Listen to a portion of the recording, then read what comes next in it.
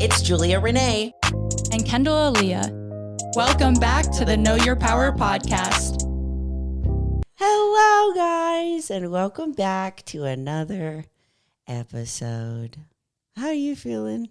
Tired. How are you feeling? I'm feeling a little tired, too. These past couple of days have been a little crazy. It's been, gloomy every morning I know, here. it's depressing. So I wake up and I'm like, it. I just want to lay in bed. But then it does get sunny around noon. And then I'm like, oh, yeah, it's daytime. And then I have to, get up and do things. And then it's like you have so much to do with the rest of the day now because you're like, I wasted so much time. Yep. Anytime that I wake up late, for me, I actually slept in today till 8 a.m. I'm like, oh, that's crazy. I'm like, I'm a failure and I don't deserve to sleep and I should wake up. The other day, you know how you say you have your 14-hour sleeps after long weeks or long events? I was really tired all of last week. It was my first week out of the show and just adrenaline fatigue and cortisol dropping and just all of the things. And I want to say it was Sunday. I slept 14 hours. And that was that after Girls Giving? Yes. Okay. Yes. I feel that was fun and a stress reliever. And then my body was it's time to sleep. Yes. Yeah. I mean, even a kind of, not similar, but even after the travel week that I had, I came back and I just kept going with things. Yeah. It wasn't as hectic, but it was podcast Wednesday. Thursday I was doing something. I think I needed to film again. And then Friday I went to a comedy show with Chloe. Saturday. Oh yeah, you saw Hannah Berner, right? Yeah, I love her. How was she? She was good. She was really good. Good. It was so fun. I get to go with my little sister. We need to have Chloe on again. Yes, yeah, it's been a minute. And then Saturday, what did I do Saturday? I saw you Saturday. Yes, we did the Girls Giving, which was so fun. And then Sunday, my dad met Lucas. Oh yeah, how'd it go? He was the only one that hasn't met him yet. Yeah. And that's the scariest ever. So I was but I think it went really well. It's so funny because I feel when my partners have met my dad, I'm more scared of them judging my father than my father judging them. Yeah, I think I always get more scared than the person that's actually meeting my dad. For sure. And Lucas, I like to describe our relationship as he's the golden retriever. Oh, yeah. And I'm the black cat. And he's just he was I'm excited. And I'm like, you should be fearing for your life. You should be scared. And he's like, no, I'm really excited. And then we sit down. And a couple seconds in, they're wearing the same shirt. They're both wearing a Cute. white polo. That I was this is weird. And it's been maybe a couple minutes and he goes behind the menu, he goes, I like your dad. Aww. And I was already? Just give it time. I was just give it, I mean, my dad is super funny and outgoing and very Italian and loud, and he says exactly what he means when he means it. Yeah. And so that's why I was just a little nervous about it. And yeah. I've been through a lot, so he's very protective. But I think it went really well. Good. Yeah. Good. I think it went well. But that was my week. Yeah. Not the sigh. Yeah. We got this. Yeah, we got this. We're in this together. But today we're talking about the actual topic for today is why is showing up so hard?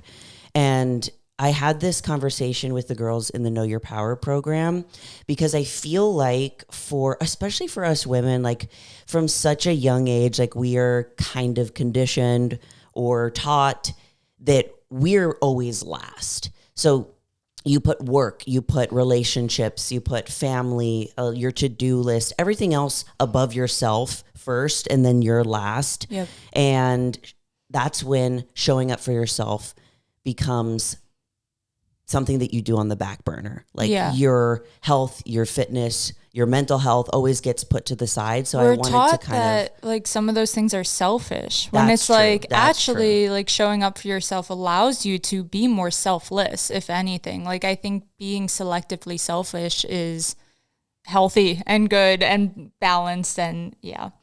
Yeah. And I think too, along with that, it's kind of a hard pattern to break. Like, look, I mean, I even said it right at the beginning of this podcast. Like, I slept in till 8 a.m. and I'm like, I feel so guilty. I'm a loser, which is like not at all true. Like, I that was probably the 14-hour sleep or part of it that I really needed. But I kind of wanted to dive into like, why is it so hard to show up, and why does it feel so sticky sometimes when we do? And the first aspect of this is, I feel like our brain is not wired for success. And what I mean by that is our brain is wired for what's familiar. So if we have been continuously not showing up for ourselves, whether that's skipping a gym, not meal prepping our food, like ordering DoorDash, going out drinking, not setting boundaries, whatever it might be, even if this thing is painful and we know that it's not serving the betterment of the woman that we want to become, we still return back to it time and time again because it's what's familiar. Yep. And it's what we've conditioned ourselves to do, if you want to call it like a habit that we have. Just like, I remember being in the habit of snoozing my alarm 20 million times, and breaking that was so difficult because it was familiar. You know, I knew that me sleeping past my alarm 20 times and being late to work and then driving like I was a bat out of hell, trying to get there in time and doing my makeup. Like, I knew this wasn't serving me, but it was what was familiar. It was easier. It was comfortable. Yeah, it's that comfort zone, and it's hard to break out of it. So if you feel like being inconsistent is familiar, being in chaos is familiar, you know, shrinking yourself when you're around other people is familiar, being the girl who's like, I'm going to push it till Monday, it's familiar. You're going to have the inkling to go back and do that because it's easier. It is easier to do that than it is to do something that's completely different, especially if, say, you spent 10 years living in chaos, not eating healthy, not going to the gym, talking negatively to yourself, not setting boundaries with people. Think about that. That's 10 years of a certain pattern that we have mapped. And now we're trying to unravel it and do something different. I always like to describe it as like our brain is screaming, hey, girl, you've been doing this for so long, and now you're telling me you want to do this? Yeah. No. Well, I feel like that it's scary, and I feel like that fear is the sign that it's what you should be doing. Like, I know there's a million different quotes out there just about like going after the thing that scares you because like your body and your brain secretly want you to do that thing, and like do it scared, like do it not perfect, like just like start breaking that cycle. Yeah, I know it's definitely easier said than done, but I know that multiple times in my life, and I'm sure that you've experienced this too, I feel like I have a tiny little like hair that's tickling the inside of my nose. I don't see one, but it's still there.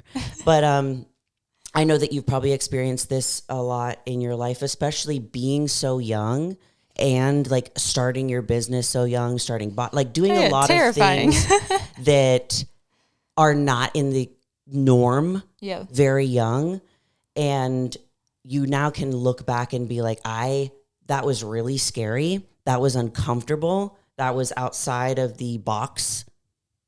But I know that it was exactly the right move. Yeah. I got this amazing text message from my mom that almost made me cry. She watched the Buff Bunny video, like the travel week and everything. I can't remember. I text my mom so much I probably can't scroll back and find it. But she said something along the lines of like, I'm sorry that we weren't as supportive at the beginning when you like wanted to quit your job and you wanted to become a bodybuilder, because I can see now this is exactly like what you were supposed to be doing. And like, we're so proud of you. And I was like, yeah, that would make me bawl. No, thanks, Mom. It was so nice.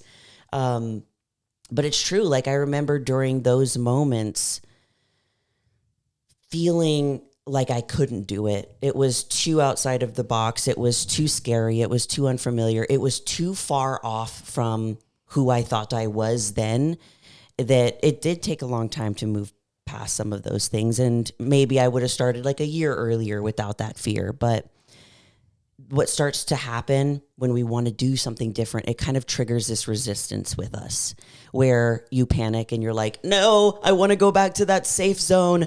It's not serving me and I don't feel that happy in this safe zone, but at least I know what it feels like to be there. Yeah. And sometimes and we've done episodes on self-sabotage. Sometimes your own fear of even starting makes you not even try. Yeah. You almost assume the worst. So it's I feel like in my gut, this isn't going to work out. So I'm not even going to start it. And it's how about you try? How about you try waking up even if it's 10 minutes earlier? Literally. How about you try not skipping one workout this week? It doesn't have to be an insane rebrand, uproot my whole life we have done. We love doing that. We love a rebrand where we're I'm just going to be a completely different person tomorrow. And then you're what did I do? Literally. And unfortunately, most of it's on camera now. So I have to go back and be ooh, didn't love that version of me. True.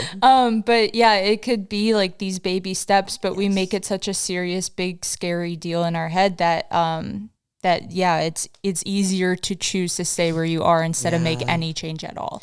I think this is something that I also just thought about right now, and I'm curious if you felt this way.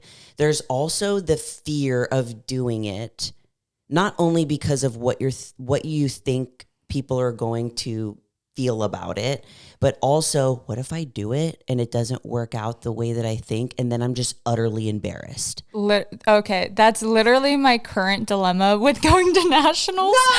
No! So I'm living in it because it is a rational thing where when you go up a level, when you go to nationals, I'm sure competitors feel this at their first pro show too. It's you don't know anything at all or how everyone's going to show up, and everyone is also on that next level. So it's intimidating, and there is that thought of well, I don't want to embarrass myself, or I'm documenting it, and what if I mess something up, and what if people see that or go back and watch that, or and that can pertain to literally anything. That can be asking for that job promotion and being turned down, and then you have to sit in that embarrassment. So it is setting expectations, but also not allowing that to stop you from even trying. You know, I could be nervous to step on a national stage, but I'm still gonna do it. Yes. Even if I come in dead last and embarrass myself, showing up for myself in that way is what I need to do. Exactly. You know? And you get I think, and that's the thing, there's no guarantee. And I think that's what we want.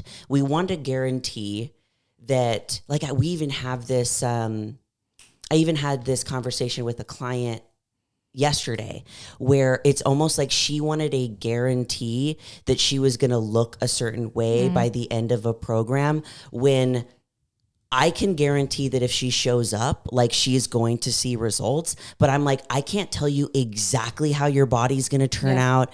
I can't tell you exactly where you're going to lose fat. I was I can have a general idea, but she wanted a guarantee. So we were kind of working through that. But I think we often want a guarantee that if I do take this risk, if I do go after the thing that I want, will I get it? I want to make sure that I get it so that I don't feel embarrassed or regret making the leap. Yeah, I feel it is a fine line of setting expectations, but not being too hard on yourself, because even for that client, or I've had clients say similar too, it's show up every day, do the work every day, you will get results. Mm-hmm. It's stop being so focused on the results have to look like this. Exactly. You know? That's so true. The second aspect of this that I feel why we don't show up for ourselves is because our current identity doesn't match our goals. So the way that I look at this is, maybe right now you view yourself as the girl that doesn't show up, the girl that snoozes her alarm, the girl that's all or nothing, the girl that's said she's going to start over, and Monday I'm a new me, and constantly the weekend comes and you go out drinking and you just start over and over. Maybe that's how you view yourself right now. And maybe that is your reality, where you are doing some of these things, but just because in your past you were a certain way doesn't mean that your future can't be any different. But it's almost we use it as confirmation of why we can't do anything differently. And there's this tug and pull with, I think and I view myself as this girl, and I'm trying to act like this girl or do these different habits and they don't align. Yeah. You know what I mean? I relate to this one so hard. I think especially when like I wasn't a confident person and didn't move within those spaces, is I was like, well, I'm too self-conscious and too hard on myself to ever be like that or have that attitude or show up in that way. And we did like a whole series when we first started this podcast, and it was so good, and we should revisit it, is the Becoming Her series. We need to do that again. Because some of it is being like, okay, these are the habits that I know would make me feel better. The waking up early, the going to the gym when I say I'm going to, and showing up in those aspects of my life or whatever it looks like for you. Who is her? Like how would she react to this thing? True. How would she treat these scenarios? And it's like moving with that future you in mind instead of the past you or even the present you. That's true. It's like you're trying to move into these new habits and feelings towards yourself, but with all of the past like baggage in the back of your mind where you're like, but how could I do this if I've been doing this? Or it's like, oh, but I failed at this in the past, so why would I try again? It's like, how about you show up for yourself differently and tell yourself you are someone who succeeds at it, because then you will. Exactly. So I feel like that's another aspect of this where there's this like battle with who you've been and who you've been or who you're like planning to become. I experienced this a lot when, like, I think for me, it was a lot with like food. With food and like, and being disciplined, where I was just so undisciplined, where I was the girl that kept saying I was going to start over on Monday and then would just eat terribly, drink and smoke a pack of cigarettes on the weekend, go out drinking with my friends. I still can't picture you in this phase, but it was like, it's a very stylist type. It's like a very like trope of being a hairstylist. Like so that too, cigarettes. You probably were like picking up the identity of the people around you or 100%. Your job or 100%. That's like common. We all did. You know, we would just like drink wine and that's smoke cigarettes. So common in like college too, where like people will socially drink or have like that peer pressure, so then they fall into these habits because like, oh, you're not the fun friend if you don't come with us on Friday night. And it's like, you're allowed to set boundaries and prioritize your goals and say no sometimes, or you're allowed to go and have fun with your friends as long as you have a good relationship with that version of yourself. That's you know, so true. We're not telling you to like, you can't go out or can't do anything. It's about finding like what works for you and your goals. That's true. I literally had one glass of champagne last night and woke up with a headache. I cannot do champagne or wine ever. I drink very rarely, but when I do, it cannot be that. I usually get Prosecco. Yeah. And he convinced me to get champagne, and I was just like, okay. And Lucas like hasn't had a drink since he was like 16.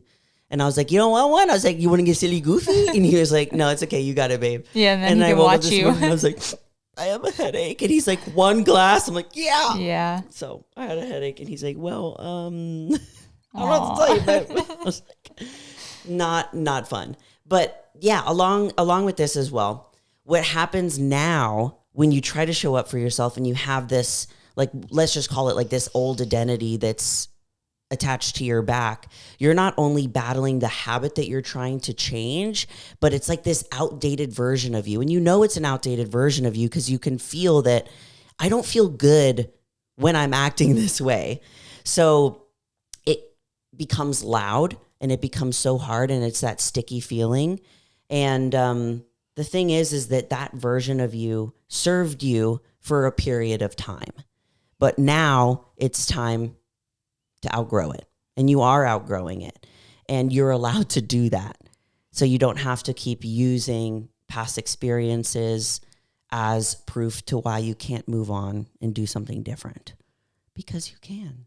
Yeah, you can always rebrand. You can always rebrand. And I love rebranding. It's fun. I feel like this is a good time to do this episode too, because like the New Year's honestly closer than I think we are anticipating it to be. It's gonna be here tomorrow. And like we already did some of our 2026 vision boards, and like it's not too early or too late to like assess what your new goals are and who you want to be in this new year. And our friend Morgan picks a word of the year, which I love. I think it's cute. And I kind of want to take that on. So it's like finding a word that aligns with that future identity and start moving with that in mind. And also you don't have to wait until like New Year's Eve to make these shifts. No. Like, you can start now and start working towards that now. That's so true. I just realized, like, I look like the guys that like wear the deep V's or like super low. You need button like a long so necklace that you can chain. see their hairy chest. That's how I feel right now. Yeah. Anyways, okay. So the next part of this is the emotional resistance that comes with it. So when we feel like we're tired, we're busy, we're unmotivated, we're not disciplined, a lot of the times we avoid showing up for ourselves in these moments because we don't want to actually feel the emotion that comes with that. Yep. We don't want to feel like those icky feelings. So failing again is one of them. We don't want to risk possibly failing again. Yep. We don't want to disappoint ourselves. We don't want to feel like we're not good enough. We don't want to feel judged. That's a big one. We don't want that uncomfortability of change, finally being seen, success. So showing up for yourself, it's a vulnerable thing. And especially like say that you haven't been going to the gym, you haven't been eating the most healthy, you have been going out drinking and all of these things, and now you're like, I'm going to go to the gym, like I'm going to eat healthy. Changing in this way, it's a very vulnerable thing. And we've all probably experienced something similar where you start to do something different. The people around you are like, what are you doing? That too, like like changing in front of people. Changing in front of people. I mean, really, but changing in front of people it adds another layer, because then it's like, well, now if I fail, not only will I know that, but these people will see that, so it does, like, I was that way, and that's why I took such a slow approach to starting prep this year, is like, I'm so scared to be like, I'm stepping on stage this year, and like, what if that doesn't work out? Mm-hmm. Which would be totally fine, and then I don't do it. But I think I needed to start with such a low pressure of like, I'm going to start a cut. Okay, cut's going well, like, let's kick it into prep gear. Prep's going well, let's pick a show. Instead of being like, I'm picking a show, this is the day, I have to be ready by that day. True. Oh, if I'm not, I feel like I'm disappointing like everyone and myself, Yeah. So it adds that extra pressure. So yeah, and I relate to that. Yeah, it's so easy with those like emotions that are tied with it. And this is another reason why we don't show up for ourselves and we don't do that uncomfortable thing, is because all of those things start coming up. And when they do come up, it kind of like triggers this panic within you of like, oh my God, what if I can't do it? Oh my God, what if I fail? What are people going to think? What are people going to say? And that alone, instead of feeling it, because sometimes it's like, let's follow this thought all the way till the end. What happens if I fail?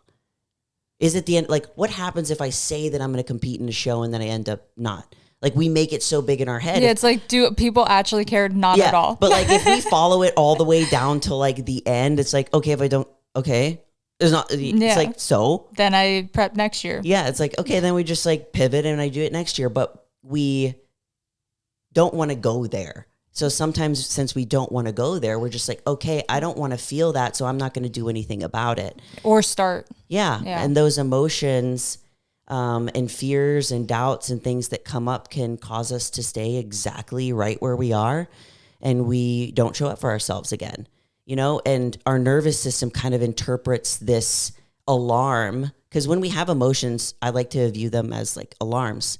So if I have anxiety, like I can feel it kind of going off as an alarm or fear or doubt, and I can feel them like that. And our nervous system is like, what's going on? I don't like this. I don't want to feel this. It interprets it as being something that's too risky. We should just stay right where we are. And even if our soul is like, no, this is necessary in order for you to level up.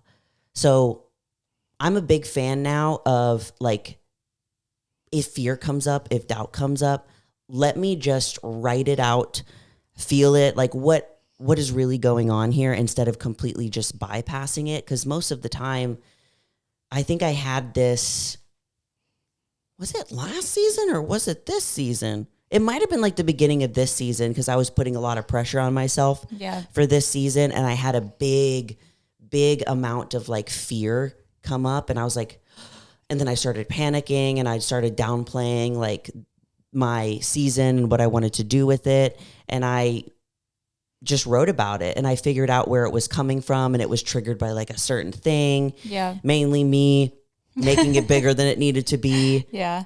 So if you ever have those feelings come up, there's nothing wrong with that. It's a normal human emotion, but don't let those alter what you actually want to do. Yeah. There's a difference of like working through the emotion and still working on the goal instead of letting it be like, oh, because I'm feeling these things, I'm going to stop. Yeah. It's almost like if I do feel these things, that means I should stop, right? Yeah. No, that's very, very, very normal. It means that you should go head first. Yeah. Again, I'm so dive into it. Lean into the fear because that's like where you're meant to be. Yeah. And the next aspect of this is you keep waiting to feel like it. You keep waiting to feel like doing the things that you don't like. No one wants to do the things that they don't want to do. No. Like when I was struggling the most, now it's a little bit easier for me to do the things I don't want to do. Like, of course I have days I don't want to train. Of course I have days where I don't want to eat my stupid meal plan. But now it's a little bit easier to do it. But then it was like, oh, the start's hard. Oh, it was so hard. And of course, those things that we don't want to do are going to be challenging. They're going to test you. It's going to feel like you're walking through quicksand to try and get yourself to do them. But a lot of times we sit there and we wait for it to like fall in our lap. We wait for the spark. We wait for the motivation. We wait for the drive, like the discipline, the confidence, like whatever it might be to fall into our lap, when we need to have action in order to have those things be built. If you just sit there, it's not going to fall into your lap. You can't just wait for confidence to arrive. You have to act like somebody that is confident. You have to do things that build your confidence. That's like the short-term uncomfortability of starting too, where it's like these things will be easy. Like doing our cardio now is easy. Following our meal plan now is easy. But like week 1 is absolutely the hardest. So recognizing that and being like, hey, 1 week, like, let's get through this week. Let's get through this day even, or this meal even, or however small you need to break it down for yourself. It's like starting that uncomfortable transition will allow like week 2 to be easier, 3 to be easier. And then eventually like it's second nature. And now you're setting new goals for yourself because you're doing all these things. So it is just like the start's always the hardest. But then again, just like keep picturing future you. And it's like, oh, she's going to succeed because I'm doing that uncomfortable start now. And it's actually going, like everything that I'm doing now is going to make future you's life a lot easier.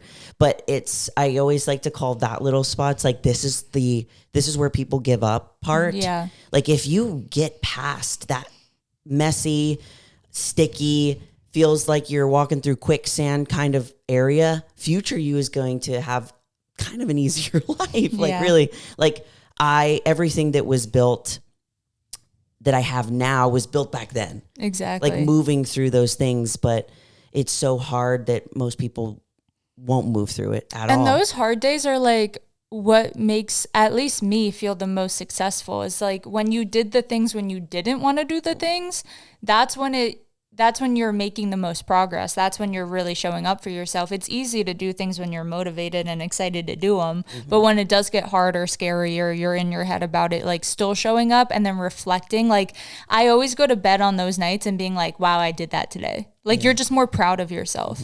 You're like, wow, I didn't think, there was days on prep where I was like, I didn't think I was going to get through this day, but I did. For sure. And I'm like, that's awesome. I'm still alive. I survived. Even though I dramatized it so much in my mind, but same. We still showed up.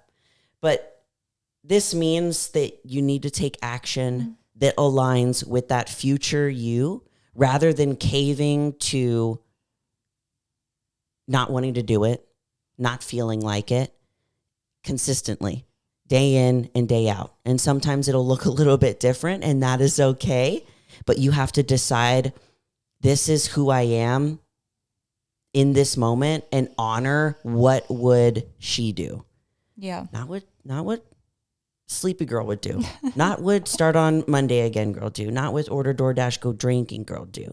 But what would she do? Because it's not going to just fall into your lap. There's going to be days where you don't feel like doing it. It's the last thing that you want to do, but you show up anyways. And that matters. It really matters. It's like you're putting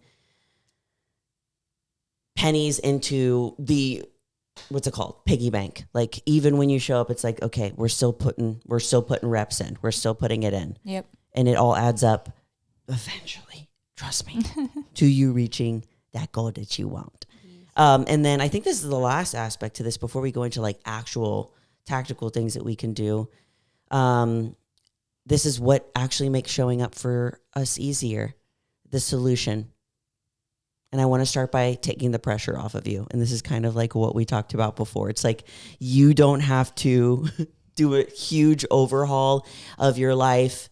I know for me, every time that I did this and I was like, no, I'm finally going to show up for myself, I just went the extreme. Like I always went the extreme, and I was waking up at 8 a.m. barely, and I wanted to wake up at 5 a.m. Yeah. I was not training at all, but was going to train 7 days a week. I was eating one meal a day, drinking coffee, surviving on coffee. And I decided every meal is going to be like chicken, broccoli, and rice. And of course, with this kind of dramatic swing, I was setting myself up for failure. So if you're listening to this and you're like, oh my God, I got to shift so many things right now. You know, I got to go 0 to 100. Let's just pull back a little bit. It's good that you have that excitement and you want to make all those changes, but like anything else in our life, if you do try to change too much at once, it's less sustainable. So like sometimes it is the unfortunate, like, hey, slow down, where I know sometimes it feels like, oh, the more I do, the better, the closer I'll get to my goals, the faster. And it's like, okay, maybe you'll hit your goal, but then you'll rebound or you'll stop, or you didn't actually create the habits that you needed because you were just on like adrenaline mode. So forcing yourself to slow down and take like smaller steps of action goes a further way. I just had like a quote from Friends pop up in my brain on this. It actually has like really nothing to do with the topic, but if the Friends listeners who, please tell me down below if you know what I'm talking about. But I think it's Rachel's sister like shows up out of nowhere. And I think she's getting married all of a sudden to a guy that's like 30 years older than her. And his name is like Marlin or... I haven't seen enough Friends. I have no reference. I'm sorry. She's like trying to tell her about doing too much too fast. And she goes, yeah, Jill, you know what? No, she's dating Ross and she hates that she's dating Ross. And she says like, Jill, you know what happened to the girl that did too much too fast, right? And she goes, what? She goes, well, she died, Jill. Obviously Rachel's making up something to get her to like, slow down with Ross and not date him. But that's what popped into my head. I hope somebody got that. But overhauling your life, as we know in Friends, it's about building those tiny promises to yourself. Like Kendall said, waking up 5 minutes earlier instead of saying, hey, I'm going to wake up at 5 a.m. and usually I wake up at 8 a.m. or I snooze my alarm so much. And when these things are stacked, you start believing in yourself, you start trusting yourself, you start having the confidence to do the thing that you're going after because you're continuously showing up for yourself. Even in these small, seemingly mundane ways, these are the things that matter the most because you are putting in reps over and over and over again. And eventually you are going to reap the reward. So I want to break down some simple things that we can do right now to show up for ourselves today. And this one is my favorite thing to do, and is to make the goal smaller. So how many times have you thought of this big goal that you have? You guys listen to this podcast, so some of you might want to compete on stage. Maybe you want to become an IFBB pro. Maybe you want to start your own business, create content on social media, quit your job, leave a relationship, and it seems so big that you like scare yourself out of doing it. So I love to take that big goal and make it smaller. So whenever I was wanting to become an IFBB pro and I was at point A, and IFBB pro felt like it was at point Z. So anytime that I would think about what it would take in order for me to get from A to Z, I would freak out, panic. Sometimes I would self-sabotage.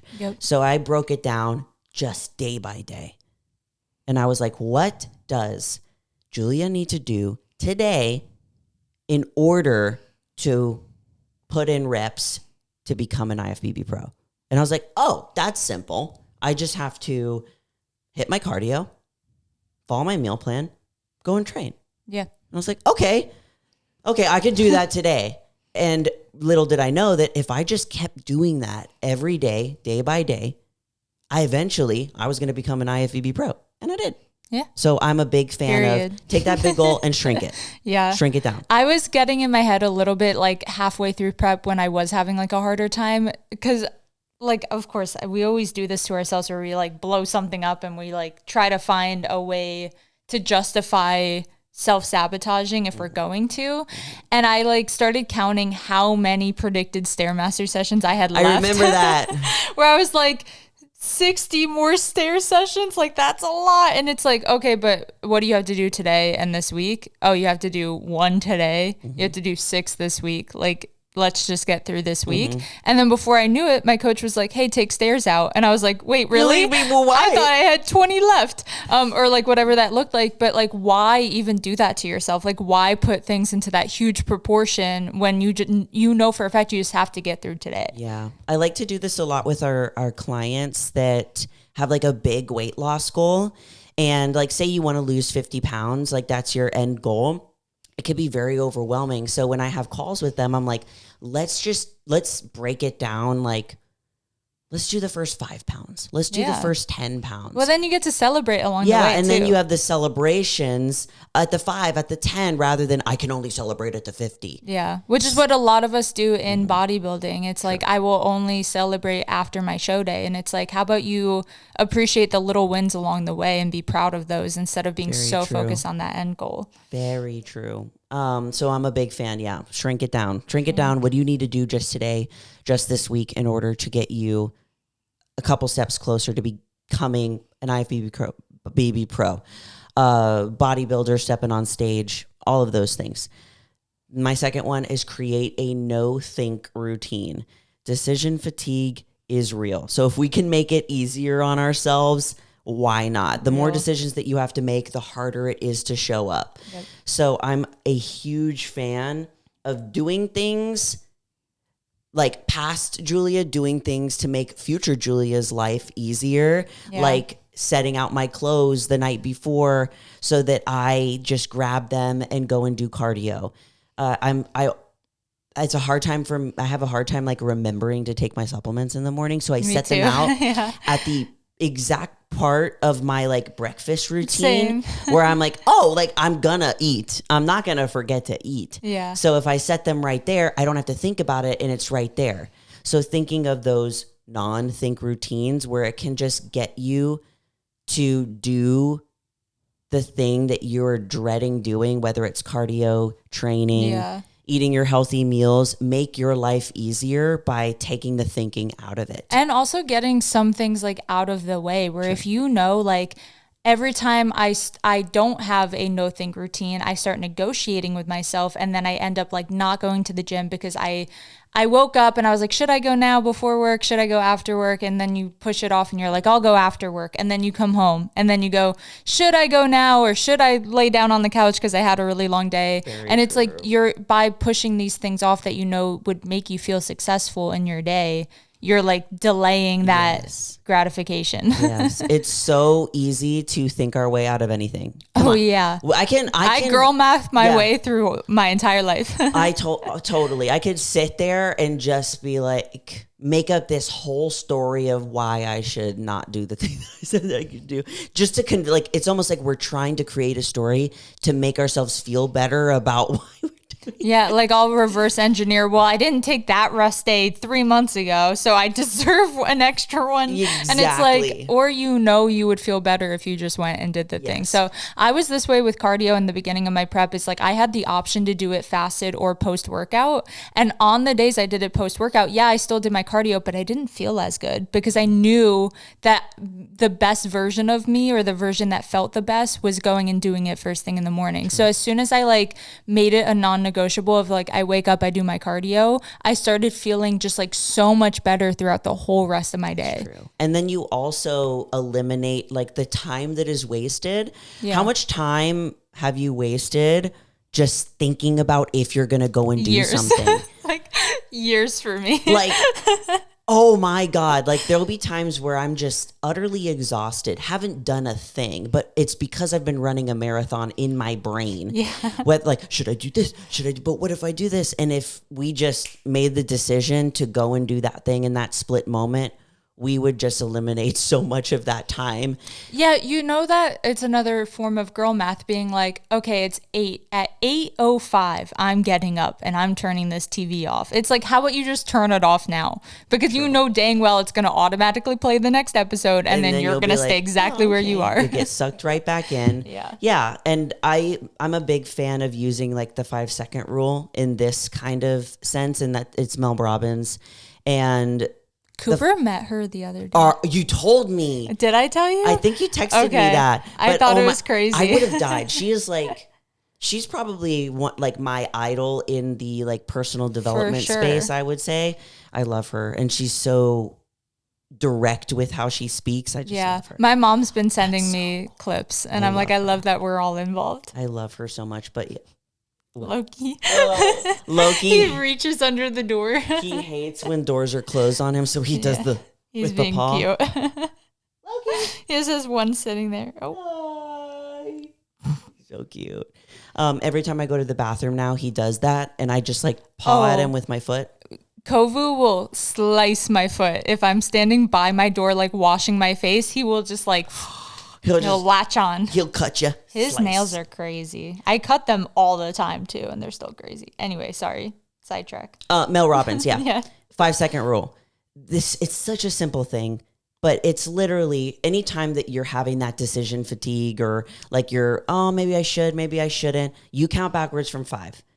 5, 4, 3, 2, 1. When you hit 1, you just go and do that. Yep. So mine will happen a lot when I don't want to train. And I'm sitting at home and I'm like, I already had my pre-workout meal. Like I'm ready to go. Like I'm already like in my clothes and I'm just trying to not do it. I just 5, 4, 3, 2, 1. And I'm like, I move fast. Like I grab my bag, get in the car, pull out. And it's like a way of not thinking about it. So try that. It's so simple and it really works. The next thing is reduce the friction between you and the action. Set up your environment so it's showing up is so much easier and you don't have to negotiate with yourself. Yep. So that's like, packing your gym bag, having your breakfast ready to go. I am a big fan of like creating, like I create like, what do I call them? Almost like little like barriers for me to like remember the things that I said that I was going to do, whether that's like notes on my fridge or on my mirror. I was going to say that's what I do. Like as an ADHD girly, like I truly forget some of my tasks I need to do every day. Mm-hmm. So I have them in my phone, on my fridge, in a notebook. Like I'm reminding myself multiple times in the morning of like, this is the goal. This is what we're doing. Exactly. And that's even me with putting it on my calendar. And it's like, I live off of my calendar and I know like at a specific time, I have it blocked off to like go and get ready to go and train, go and do my cardio. So wherever you can do that, do that. Even if seems silly, it really does. It really does. I'd be work. writing down shower on my to-do list. And that doesn't mean I'm not going to shower if I don't, but sometimes like having those little actions and being like, did that, like creates that ball rolling for the rest of your day. I definitely put wash hair on my schedule sometimes because it takes forever. Then have a bare minimum baseline. This is the version of you that maybe has had like a chaotic day. Things didn't go as planned. The holidays are coming up. Like there's a lot of stuff that is a kind of out of our control during the holidays with traveling and stuff. So it's okay if this does happen, but create something that you can return to that's like your bare minimum. Yeah. Say that the whole day has been just like trash. Like what can you do? Can you hit your protein? Can you get your 10K steps in? Can you journal? Like what's that thing that you can do even if you don't have that much control of the day? Yeah. Like when I was doing my travel week, I trained like one time, and in the past I would have gotten so mad at myself. And even the day that I did go and train, I only was able to do 3 exercises because my body was just so done. Yeah. But I was like, all right, I did those 3. They were really good 3. And that's all that I had in me. Yep. So I had to create a bare minimum thing that I can do daily. And that was like hitting my protein and at least getting my steps in, which was a piece of cake because I was moving around. Yeah. And that was a win for me. That was like, with everything that's going on, at least you did that. So create that thing that you can always return back to in life. It's crazy. I might still have it. So you can add like your notes to your home screen on your phone. And I have one that's called non-negotiables. And like, it's literally like one of them says fasted cardio, even if it's not the full amount. Because like, hey, not going at all, you're never going to do that. True. But even if like you are tight on time, you woke up a little late, whatever that looks like, still go do as much as you can and then worry about the rest later in the day when you have more time for it. Because there were some days in prep where like maybe I only got 45 minutes. I did my extra 15 post workout. Like splitting it up isn't ideal, but making that a non-negotiable of like, I'm not going to do these things. I love like that. That's a good idea. Meal prepping a certain day of the week, grocery shopping a certain day of the week. It's like Sundays are my dedicated grocery shop and meal prep so that my whole week can be successful. So like I have those little non-negotiables set up, but putting them somewhere you can see them as like a reminder of like, I'm not going to skip on these even if my day isn't perfect. Exactly. Because it's not always going to be perfect. And, you know, unfortunately, showing up for yourself doesn't always look the way that we think it's going to look. And sometimes it is just like, I didn't like for me, I think it was a lot of times showing up for myself when I was at my lowest point. Like sometimes showing up for myself during that time was just getting outside of my house or waking up or something. So showing up for yourself, it's never been about being perfect, forcing it, hustling through it. Like you don't need to prove anything. It's choosing actively to act in alignment with the woman that you are becoming, even if that looks a little different from day to day, because you're building this home within yourself where you can trust yourself to show up on any given day, even if it's a crappy day, or even if you're having like a really amazing, like motivated and disciplined day and you're like, everything's great, but still showing up for yourself in those moments, even if it looks a little different. Yep. So I hope that you guys can go into your week and show up for yourself in the best way that you can. And as always, we love you all so much and you're more powerful than you think. Bye.